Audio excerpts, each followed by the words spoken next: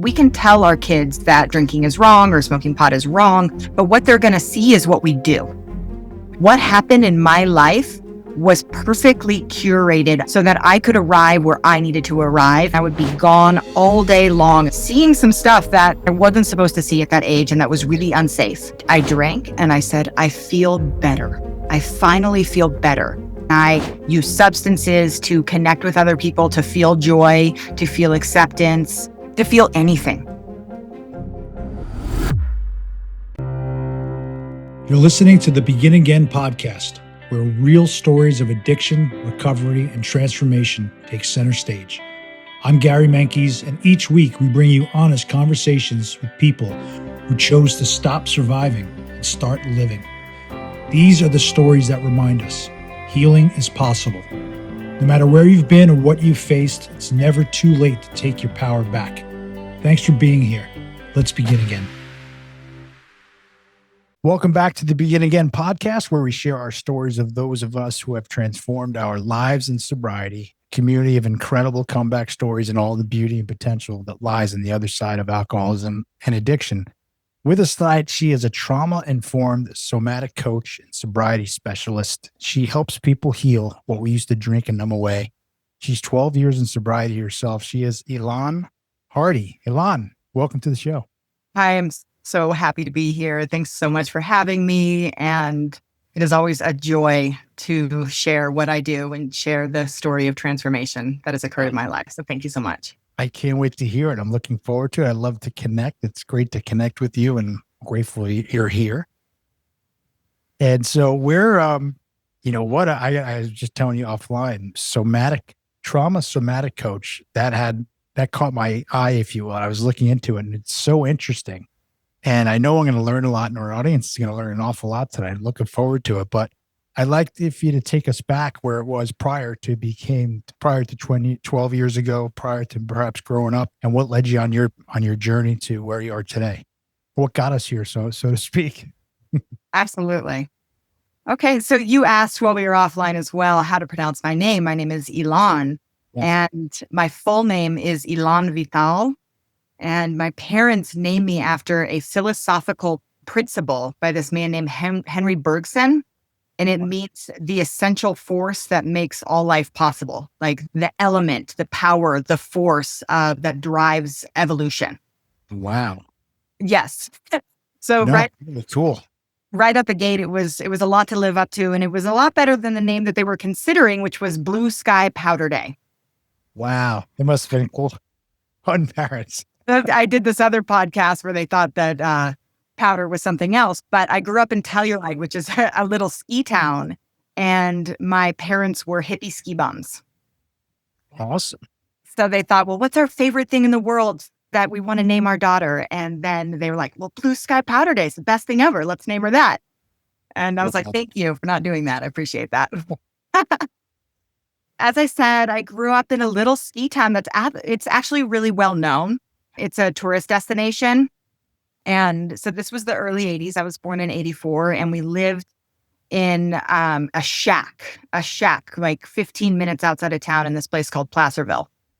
And my parents smoked a lot of pot. My mom owned a tofu restaurant, and my dad was the dishwasher. And they were both ski instructors. And so when I was young, like what I remember is wild freedom. That's the only way that I can truly describe it. Like not very few boundaries. And I would run free with no shoes on, and we would go shop at the free box, and we grow our food, organic food. And in the summers, we go on Grateful Dead tour.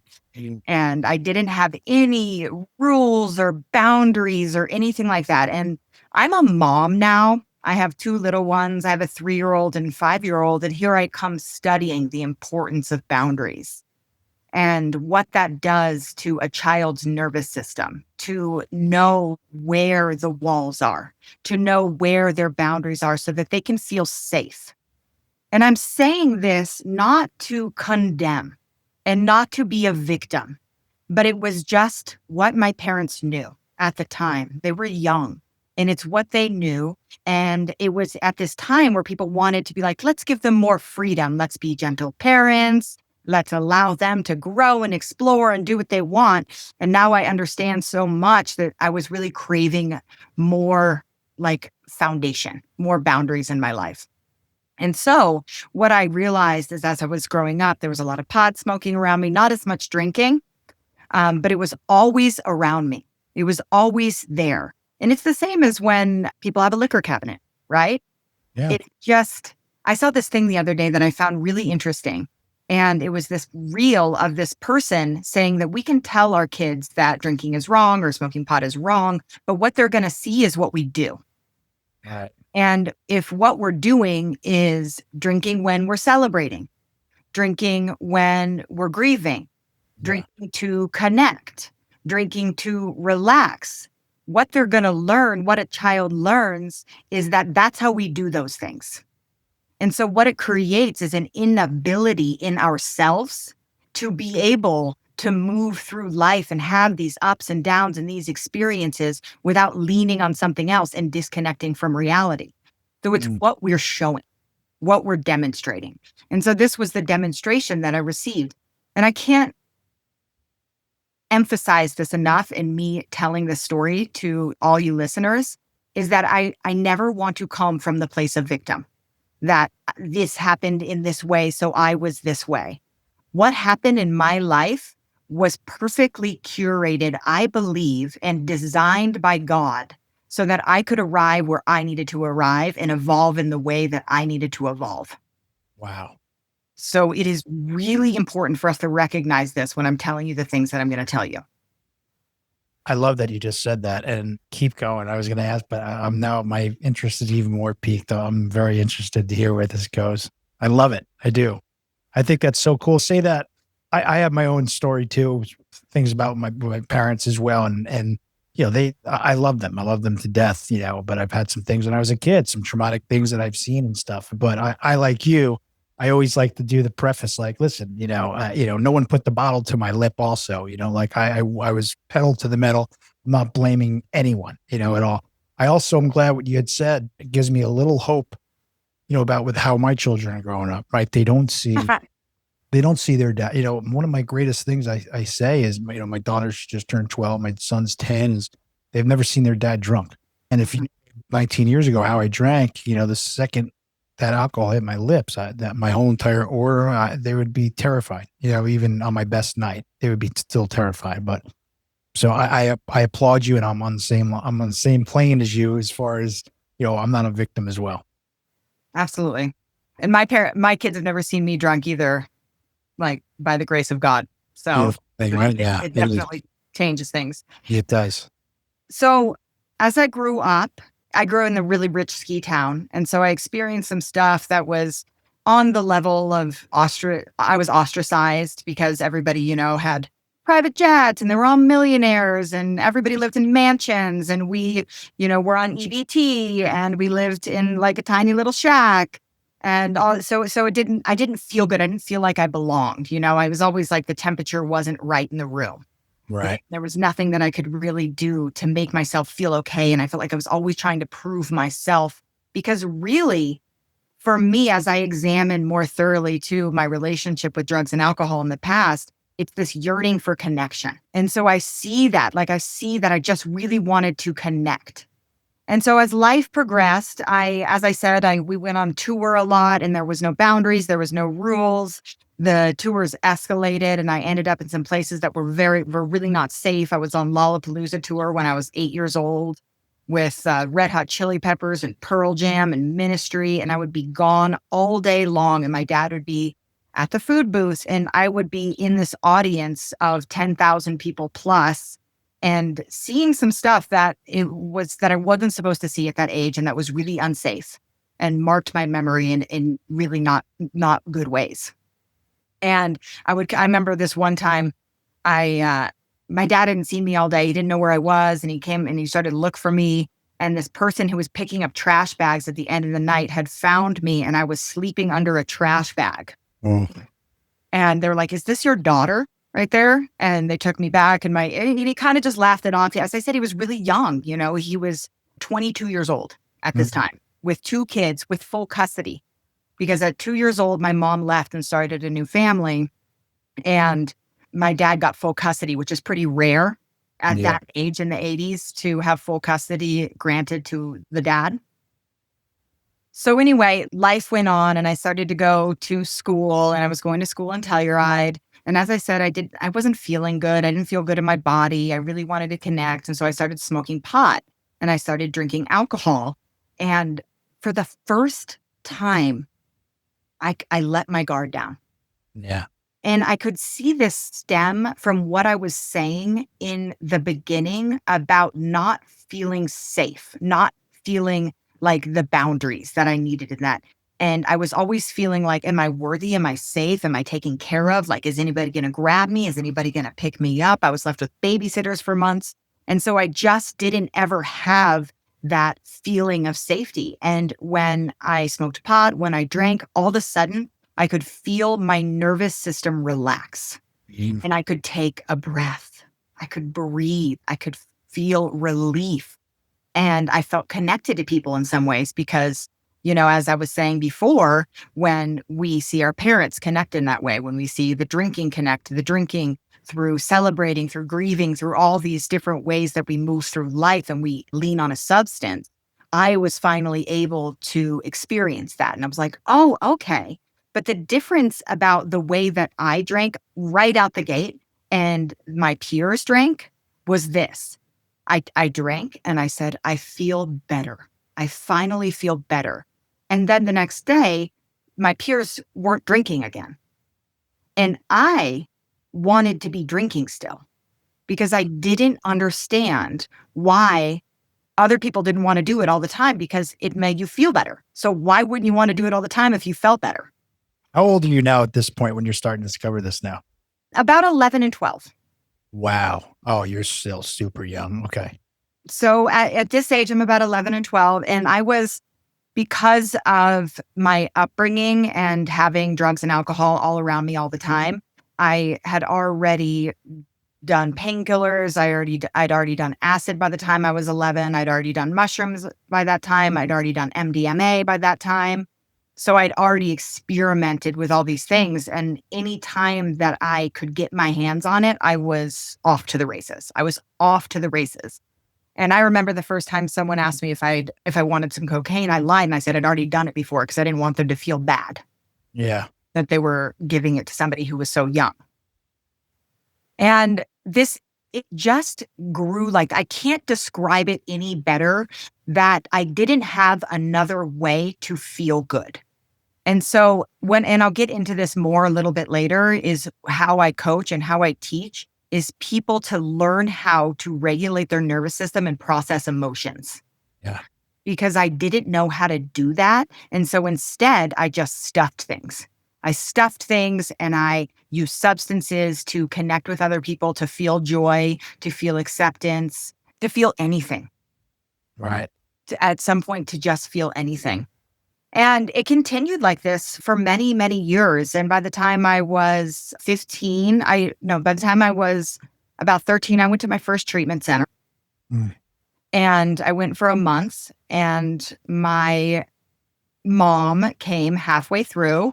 And she's the kind of hippie lady who thinks that pot is medicinal. And so we went to the zoo. And she goes, I don't want you to smoke that cigarette. You should smoke some weed instead. And so it was 2 weeks into treatment and I came back and they dropped me back at the treatment center in Phoenix, Arizona. And I was really high and I was like, this is so uncomfortable. And it was the first time that I was truly experiencing like anxiety with it. Obviously. Why? And they drug tested me and I was forgiven in that way because of the circumstance in which it occurred. And I stayed 2 more weeks. And what happened at this treatment center is what I was exposed to was gang members, meth addicts, crackheads, people who were already seriously in their addiction as teenagers. And what it left me with was when I left, I thought, I'm not that bad. Everything's okay. I'm not that bad, even though I've tried these drugs, dabbled in this, that, blah, blah, blah. So the day I got out, I was already back at it. One day. Day one.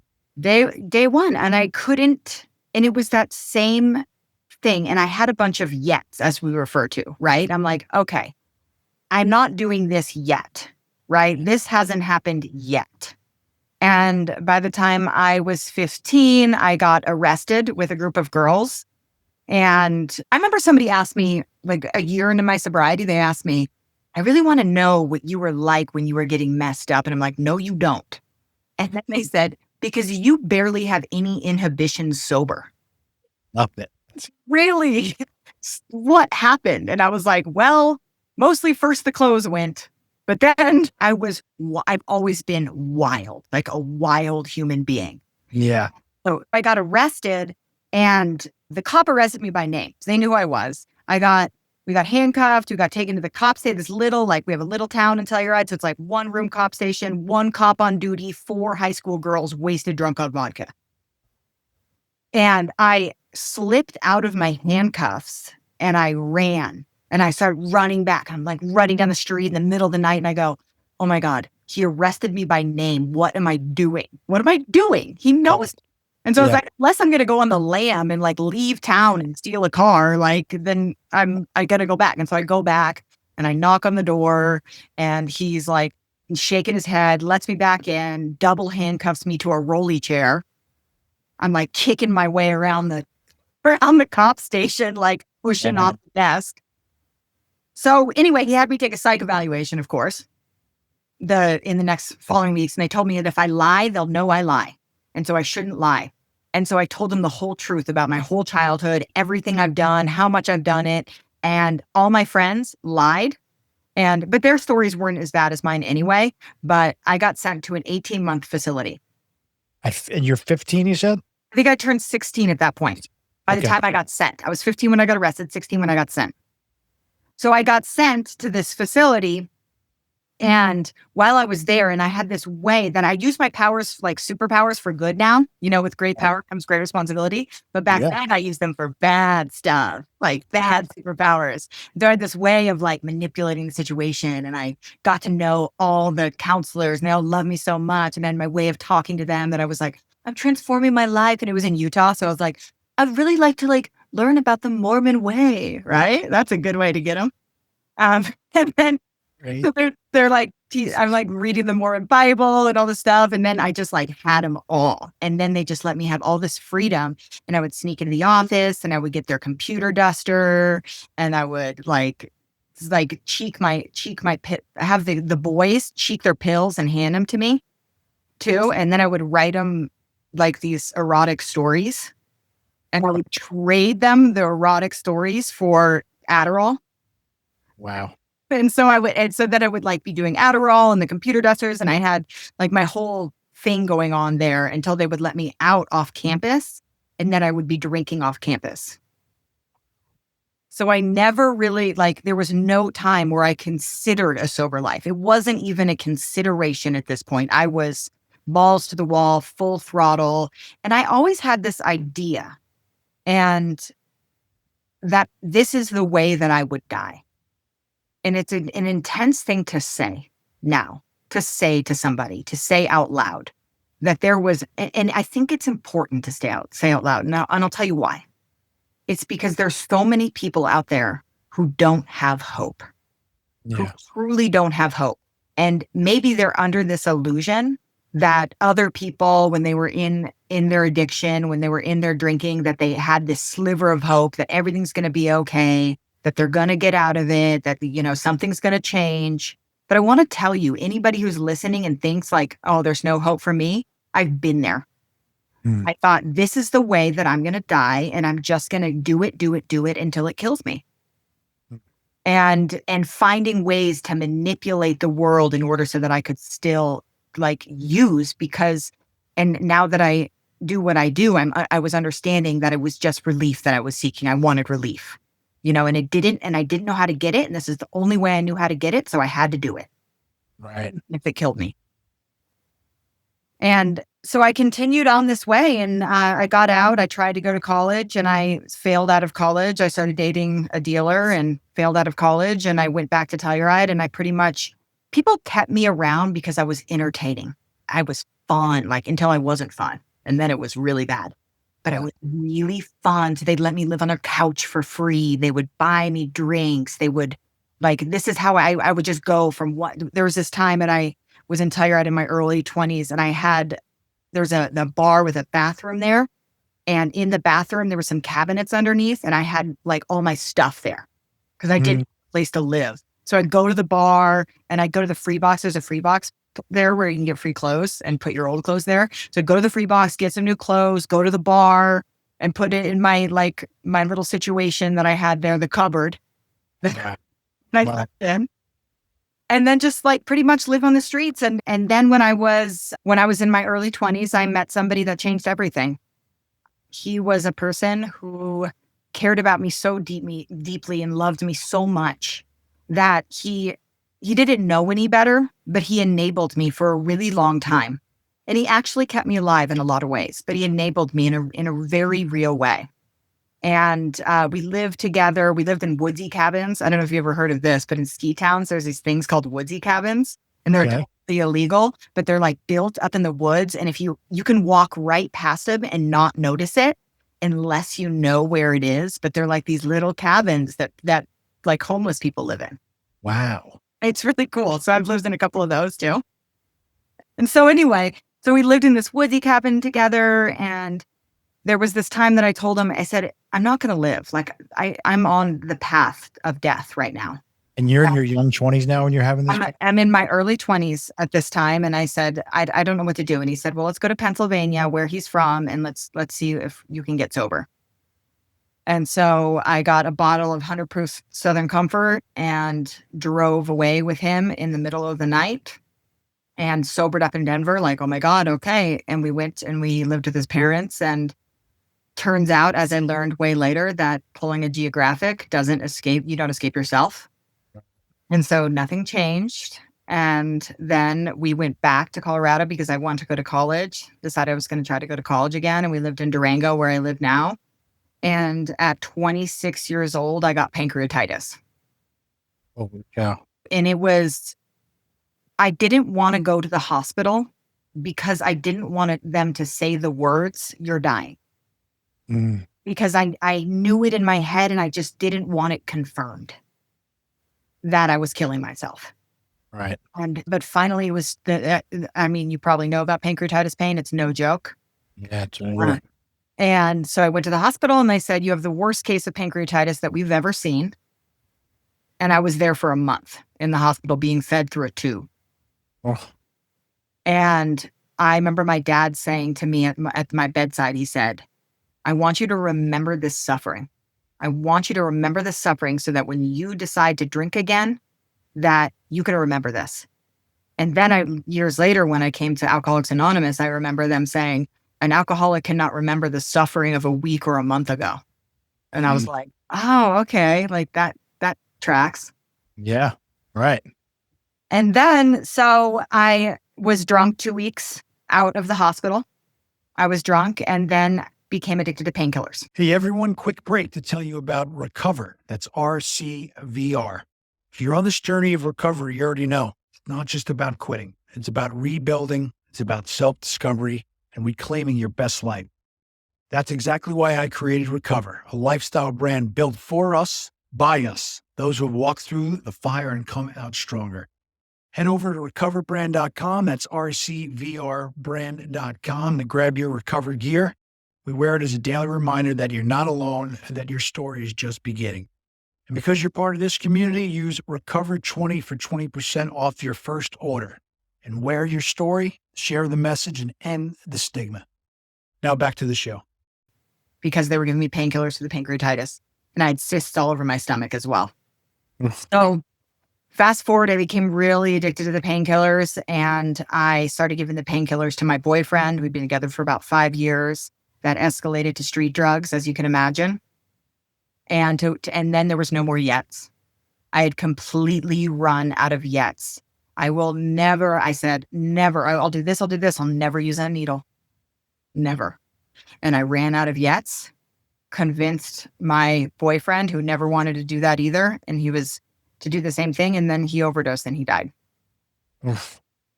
And That first time you did it? No, It wasn't the first time, but it was, You guys got to it, and oh boy. got to it.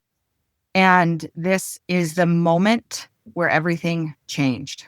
This is the moment where everything changed, because what happened here, what I was saying to you earlier about not having hope to live. And what happened in this moment was that when he passed away, when he died, I broke apart. I could feel somatically, I could feel like an axe to my chest. I could feel the crush of what it felt like to lose somebody that you loved. And I thought, I can't do that to every single person who loves me. That's what I'd be doing.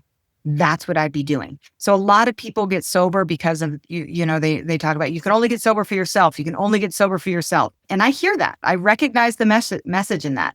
But what I'm trying to say is that I had lost hope in myself, but I had enough care for other people in my life to not do that to them. And that was what I needed at that moment, to drag me out until I could have some hope for myself. And so where did you go from here? I went back to Telluride and I said, Dad, I need to go to treatment. I need to go to treatment. Please help me. And everybody told him not to. They said, you've wasted so much money. She's going to use again. There's just no point. Don't do it. And he knew, and one person who was really close to me came to him and said, is $10,000 or whatever it's going to cost worth her, or is she worth $10,000 for the life of your daughter? What are you going to do? And she's asking now. She's not being told, she's asking.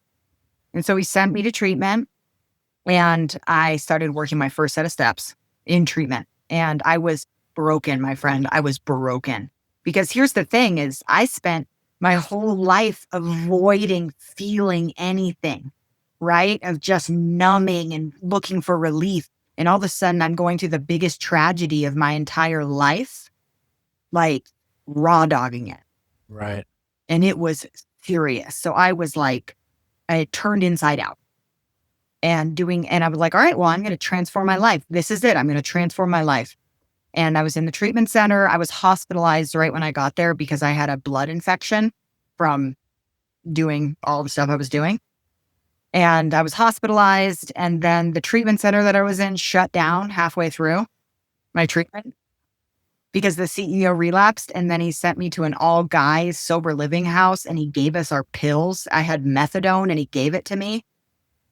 And so then I was at the men's treatment, and then I started taking the methadone and using this excuse in my head saying, it's okay because it's prescribed to me and everything's okay. I'm not relapsing. And I got my 30-day chip, and then I went to another treatment center because I wasn't quite ready.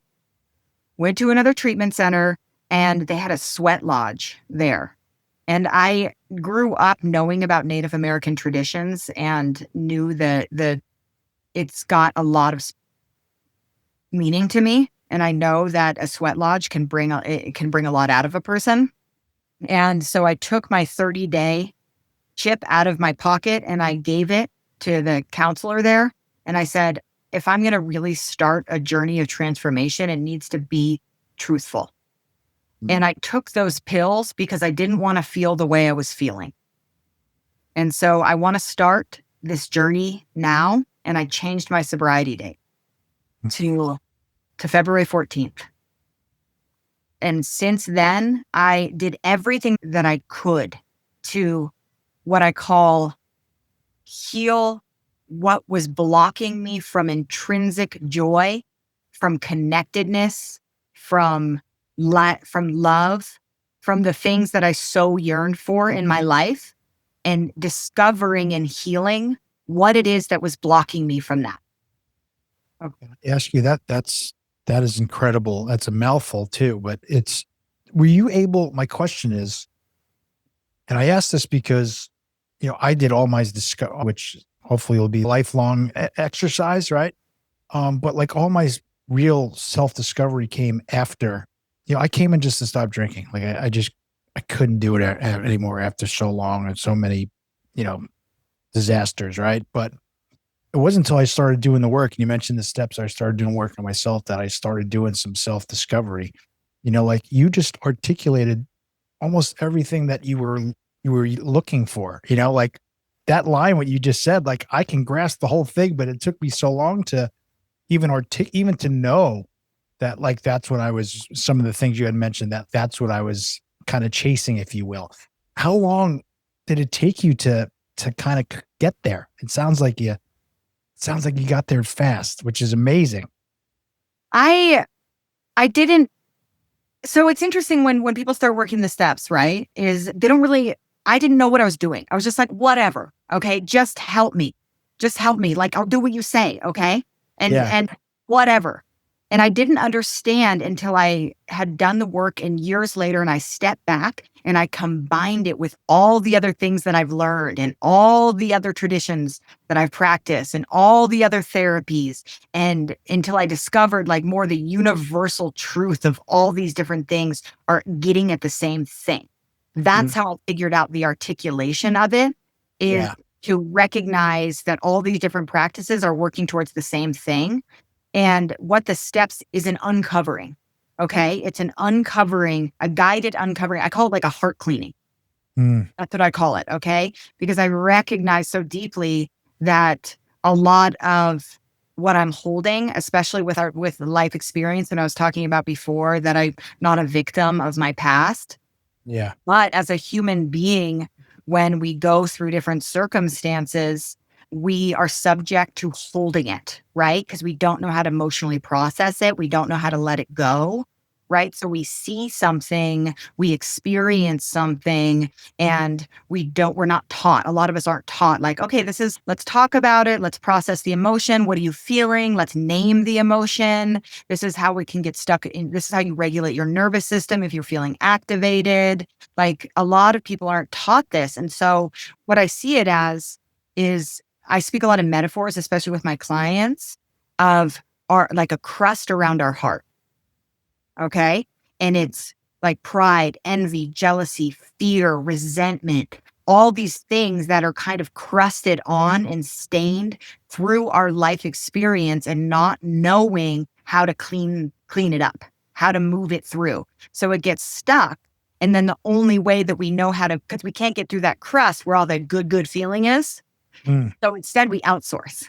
We outsource. We're like, let's smoke, let's drink, let's do drugs, let's feel like a little bit of something because we can no longer access. And the more that we pile it on, through using drugs, through alcohol, through shame, through guilt, all those things is piling it on more. Mhm. And so we have less and less access to it. So we want to use the drugs and the alcohol more and more. And so then when we go through the steps and all these other things that I now teach, it helps us to unpack. And so it's doing the opposite of I was always looking outwards Yeah. for solution. And then it turns the light inwards. And we have to start to look at ourselves. We have to start to look at what we're holding inside our hearts. And because how I see it too with like metaphorically is like, I know this isn't true because I feel like there's an infinite capacity within us to experience God. Mm. I think of it like this, like say there's this much space, right? And I know that you can't, the listeners can't hear that, but I'm holding up my hands in a little ball shape. Mhm. That there's this much room in our heart, right? Where we can experience the light of God and happiness and joy and connection, right? But we're holding all these like this darkness in there. We're holding like this resentment for this thing that happened when we were a child. Why did my dad or my mom do this or say this? Why did this person in high school do this? And why did I? And then it becomes really bad when it's I, right? I said this, I can't forgive myself for this and bop, bop, bop, bop, bop. And then you're holding all these things. And then we need help. We need help to look at that stuff and then figure out how to let it go. So the steps was my first putting my toe in the water of Mm. looking at the things that I was holding, like when I did the fifth step, when I did the fourth step and the fifth step. And then so it gave me that basis and a sober community. And this was like the kickoff for me of self-exploration and transforming my life because it was just like spiritual kindergarten for what like what is grown from this. That's amazing. If the 12 steps of AA is spiritual kindergarten, I want to come to your school because that is, it's kind of like what we're chasing in a way, like in a way, spirituality. And and all of that and all the stuff. I mean, you even mentioned the sweat lodge. Like, I am kind of fascinated with Native Americans. I've read done a bunch of books. I have dreams of going up in the Dakotas and then doing some of the hikes and doing more exploring. But like the sweat lodge, like, I'm laughing on, kind of myself. I have what do you call it? I have a portable, like, steam room in my garage. I just got out of it. I love to go in there and kind of meditate and listen to some stuff and sweat. I'm like, oh, sweat lodge. Let me see where she's going with the sweat lodge. And you mentioned the Native Americans, but I bring that to you. I mention all this because I mean, AA, I love how you said there's so much more, right? Because I've discovered that too. Like, AA saved my life. It's where I got sober, like, 100%. But that's okay. It's okay to think that there's other things out there too to continue the improvement, if you will, of who we want to be, right? Or who we would even want to become, And so I'm dying to hear what, I mean, I guess we all go, well, we can pivot into where you go now with your somatic coaching and all. But I do have one question, I guess, to back up is, you told your story basically running, right? There's fear all littered all over your story, especially as a young girl, especially at Lollapalooza. I got a huge fish poster right there. I love the dead myself. You said wild freedom. There's still a part of me, Elan, that, like, I have such a love affair somewhere deep for that, like, that freedom, that wild freedom, and I think that's part of the reason why, I had some fun too when I was out there, right? We all had some fun as well, but there's fear, right? So there's so much fear. You're fear of, you were scared your whole life, right? And then you had trouble fitting in, which I get it too. I went to a school, like, I'm from the blue collar area from within a white collar town, so to speak, right? So I can relate, but you're traumatic, somatic, informed coach, right? Or if I'm saying it wrong, what were the traumas? What I'm getting at in this long-winded question, I apologize, but what were the traumas after you started doing all the work, and maybe well into when you started doing the work on yourself, that you can kind of pinpoint that this is where, set me off and set me off my way? Because, who's that doctor, Dr. Gabor Mate, right? Mhm. And I, right? He says, all of us have suffered some form, at least all of us in our community, I should say, have suffered some form of childhood trauma. You spoke yours eloquently to our audience here. I mean, you clearly have it. When did it hit you though? When would the light switch go on for you of, like, wow, okay, that is traumatic, right? When did you let yourself start to feel those feelings and to move on from them, or are you still working through them? I'm not still working through them. And I also want to say a couple things. I love now when I'm feel safe in my own body and safe in my nervous system and safe as who I am. Like, oh, I still go off. I love live music. I love dancing. Same I, here. you mentioned Fish. When I was Yeah. 9 years old, I danced on the main stage with Fish and Wise for Panic and Blues Traveler because they had, yeah, and then Fish opened for us, and I was before Wise for Panic with this dance troupe when I was 9 years old. And my dad didn't have a backstage pass, so he had to drop me off at the backstage door Wow. gate, and then they would take me back, and then he would meet me at midnight afterwards. So anyway, so what experiencing, I knew some things were not right. Okay. I recognized some things that marked me in a way that didn't feel positive. Okay. And how I describe this is to my clients, especially, is that I look at the human being as a garden. Okay. And when I'm working with a client, I see that there's weeds and there's flowers growing in our life. And the weeds are bad habits. They're like unprocessed emotions, and they lead to different ways of acting. The person, they come out like different illusions, different ways of being. And so as a coach, I encourage people to recognize the seeds of the good things that were planted. For instance, like, I'm really outgoing. I can get down like in 2 seconds if there's a dance floor there. And that's like a seed of something that was really good that was planted in my childhood that I think, as my extroverted personality and way of connecting with people, Yeah. that's a seed of something good. But there was also some seeds of stuff like I was talking about of feeling abandoned. Okay. like a trauma, as you would call it, right? That shows up as a weed in my life of feeling that I'm not worth anything. Okay. That I can just be tossed aside, that I'm worthless. Okay. That I don't mean anything. It doesn't matter what happens with my life. Okay. So that was a seed that was planted when I was really young because of some circumstance that happened in my life. And so when I started to do this work on myself, I started to recognize my ways of thinking, right? Mm. So if I'm starting to think this way, then I can start to follow the weed to its root, right? And to its seed. And I think, where was that planted? Where in my childhood was this planted so that I have this belief about myself? And so that when I travel back, I can see, oh, okay, so this is where it was planted. Now let's pluck it. Like, let's transform that. Okay. And so I take people, and I've taken myself through this process of stepping out of the place of victim. Okay. But the first part is so important.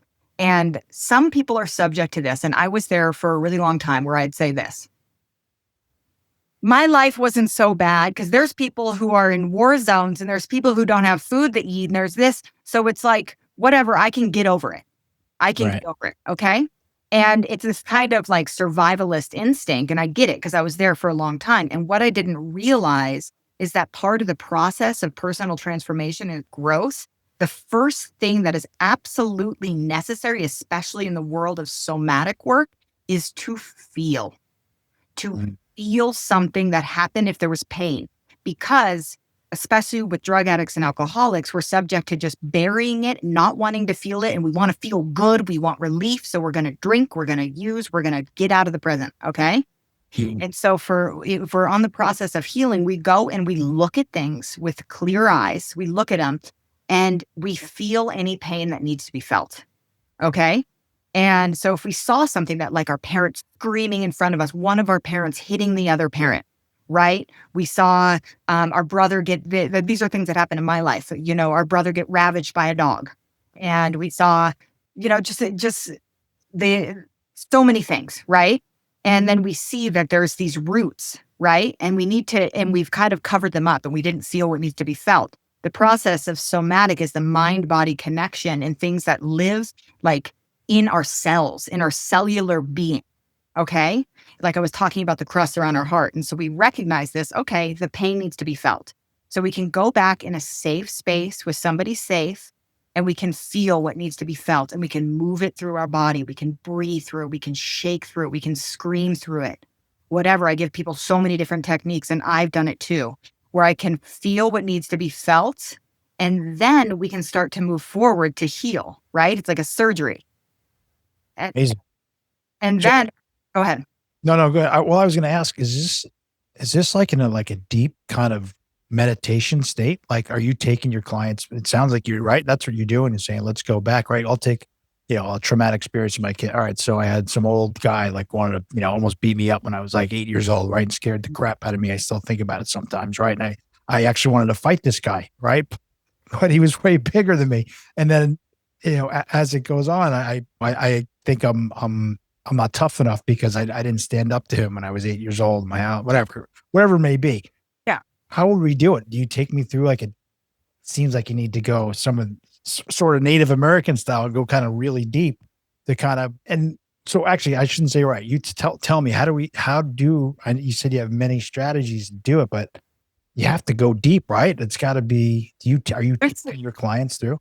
It depends on the person. It depends on the degree of openness of the person. There are some clients that it takes 2 months to get there, right? Till they're ready. And there's some that are ready to access it really quick, and it's more surface, not Yeah. surface as in the trauma is surface, but it's more easily accessible.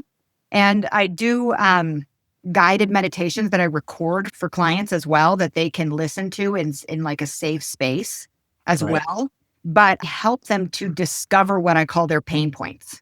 And so we can discover them, like, through, I guide them into being able to have the openness to discover what they are. But you can also see them by how you interact with other people, right? Our mirrors, like how things are coming up, how we're feeling, what our thought life is like, that Yeah. show us like what it is that's planted there.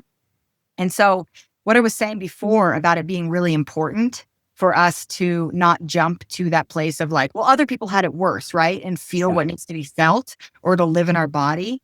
And then, see, so as I've said before in the beginning, I was like, I don't ever want to keep people in the place of victim. So I say, we're going to go here. We're going to go here to process what needs to be processed. And then we're going to get out. And how I visualize it too is like someone in a dark cave in a hole. And there's a 5-step ladder to get out into the sunshine. Okay. And the first step is feeling the pain, actually looking. The second step is finding understanding for yourself and finding understanding for the people. And I don't know if you noticed, but throughout the story, I would say, because I've gone through these steps, I would say, I love my parents. I'm so grateful for my parents. They did everything that they knew how with who they are as spirits. Okay. And so that's the understanding that I can cultivate about other people involved. And it's like, basically also like, what's my part in it? Right? We can look at it that way, understanding at a deeper level. And then the third step is compassion, cultivating compassion for ourselves, cultivating compassion for other people involved. And then we can reach forgiveness of ourselves, forgiveness of other people. And then the fifth step that brings you to the sunlight again and out of the hole is the gratitude step. The gratitude for every lesson that we learned in our lives because it created who we are. Mm. And so there's one other thing that I want to say about when I said that AA is spiritual kindergarten, that was in no way saying anything negative about AA because I love AA. No, I didn't take it that way. It's just like the beginning of like any higher power, anything. Just yeah. No, that's how I took it. I was like, wow, okay. It's the kindergarten. Like, I want to know let's keep going. No, I love me too. You and I didn't take it that way. Okay. I just don't want to like have the listeners be like, well, because it's just about like what AA says about expanding and developing our spiritual life. Like, what does that really look like in practice? Right? How deep do we want to go? How good do we want to feel? Yeah. How deep do you want to go? You hear that a lot. That's for sure. That's fascinating. All this is fascinating. I have to ask you, like, did you have any mentors of this, or did you develop this program like with all of your studies and all the stuff and your experiences on your own? I have definitely had some mentors, and I've done a lot of study, and I've done, so I've got a degree in psychology. I've got a degree in sociology. I've got a certification in integrative wellness life coaching, and I've got a certification in integrative somatic trauma therapy. And I also have done a bunch of transformational workshops. I remember there was some stuff that I really couldn't let go of with my mom, and I could feel it. And it was really interesting as you become more in tune with yourself and your heart and the state of yourself, right? And I was noticing, I really like hiking. I really like being in nature. And I'm like the type of person, it's really funny. I'm like in nature. I'm like, oh, look how pretty. Look at that water. Look at that sparkle. And I'm like, is everybody else experiencing how great this is? I'm really funny about nature. And then I was going through this moment and I was seeing things and it wasn't as sparkly. It wasn't as beautiful. It wasn't as vivid. And I'm like, what is going on? Like, what is this? And I turned inward and I looked at the state of my relationships in my life. And I did what I call a heart scan. And this is something that I developed where we look at all the relationships in our life. Okay. And we examine closely to see if there's any feeling there that's not good. And because if there is, that's something that we're holding in our heart that could be blocking us from feeling joy, from feeling good. Mm. And when I did my heart scan, I realized that there was some stuff that I hadn't yet let go of with regards to my mother. Yeah. And so I was like, oh, what do I do about this? I've done a lot of work. Like, what else can I do? And I asked somebody, what should I do about this? And somebody that I trust, a mentor, I consider a mentor. And they said, do the Hoffman process. And so I went to California and I spent a week there and I did this incredible process that helps clear generational trauma. Wow. And it was life altering. And so and I use some of those techniques that I learned, some of the stuff that I learned there. I've integrated every study that I've done, every certification, every training I've done. And I've integrated in also with my self-study of like, what got me out? What truly got me out? Like the 5-step system with the guided meditations, that's something that I up with Amazing. to arrive to this. And here's my thing. It's like, I want to reach as many people as possible. And I'm finally doing it. I've only been doing this work actively for 2 years, working with people. So great. Absolutely love it. If you saw me smiling, almost kind of laughing, kind of just like, oh yeah, by the way, I forgot to tell you, I got all these degrees and I got all these things and I got all these certificates. Like you forgot all of your accomplishments. I'm like, oh my God, it's incredible, right? It is incredible when people transform their lives and, find a life of sobriety. And I say this all the time, and I'm just amazed at having you on, listen to your story. And now your whole entire life purpose is to help other people either get over similar things that you've been through or to not even have to go there. It's really a beautiful thing. And I really admire you so much. Your story is it's incredible. There's a funness to it. Maybe it's because of how you come through the screen here. There's your energy is incredible. And I think your story is incredible. And before we let you go, where can we find you? Where can everyone go give you a follow? And I'm so glad only 2 years, you're going to help so many people. So Instagram is my main place where people can find me, and it's at Joyfully Sober is where they can find me. And this is super cool. I'm releasing a digital product, and it's my first digital product, and it is a course, and it's 12 weeks, and it's every single thing that I've been talking about and that I've learned, including the guided meditations.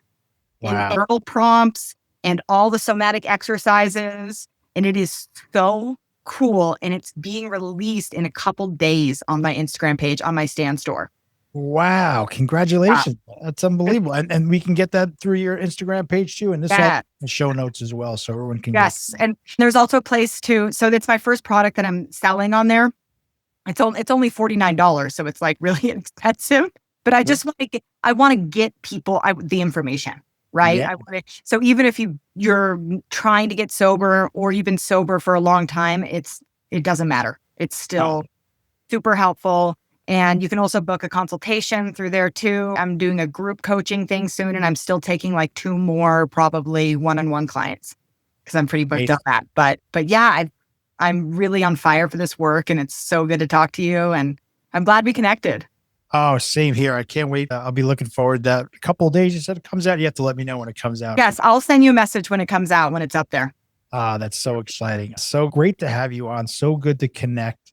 One final question before we go. This is going to be a fun one for you. You kind of live it though. You kind of, it's who you are. But if you bumped into, I guess, let's see, your 8-year-old Elan, what's your one piece of advice for her, for your younger self, before things started really going off the rails? Everything's going to be okay in the end. And if it's not okay, it's not the end. Love that. And I haven't heard that one. That's beautiful, Elan. Elan, thanks for being here. Thank you for sharing your story. Thank you for that closer. I really loved it. And we'll stay connected for sure. Okay. Thanks so much. Thank you for listening to the Begin Again podcast. If today's story moved you, inspired you, or reminded you that healing is possible, I'd love for you to share it. Subscribe, leave a review, and help us spread the message that no one is too far gone to begin again. And if you're ready to wear your recovery with pride, visit us at recoverbrand.com. That's RCVR Brand.com. And until next time, take your power back.